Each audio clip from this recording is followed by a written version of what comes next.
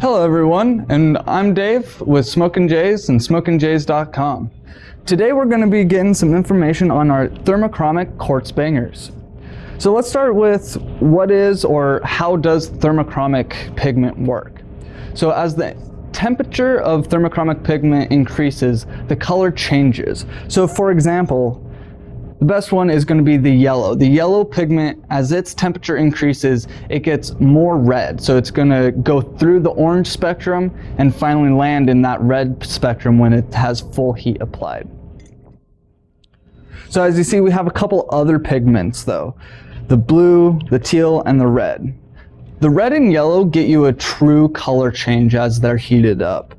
Red shifts to a nice dark purple and back. Yellow, like I said, goes to the red. But the two blues, less of a color change, more of a color uniformity. So more blue, essentially. But you can, with a keen eye, tell when it's hot versus cold. So let's go into actually how to heat it up and how to use it. So my heating process, I take my butane torch. I kind of start with a couple passes along the side. That way I know the walls do have some heat applied, because the majority of your heat is going to be applied directly to the bottom. You want to make sure you have even heat or even color across left and right and front and back, or front and back and left and right of the thermochromic pigment. And then also when you're heating it, look directly down, because you'll notice the bottom pigment is going to be more red and then the top's going to be more yellow. So shoot for top and bottom being close to the same color. Once you have it to the full color shift, cut your torch, let it cool to your preferred temperature or color range. For me, I shoot for a nice light orange, kind of like this, a little more yellow than this dab tool here.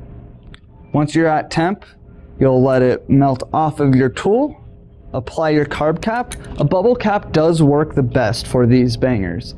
And then take your two fingers, that way you're not going to be covering the hole, and you want to keep it moving around. So the goal of carbing is to restrict the amount of heat escaping, but let in some air to splash around your puddle of oil.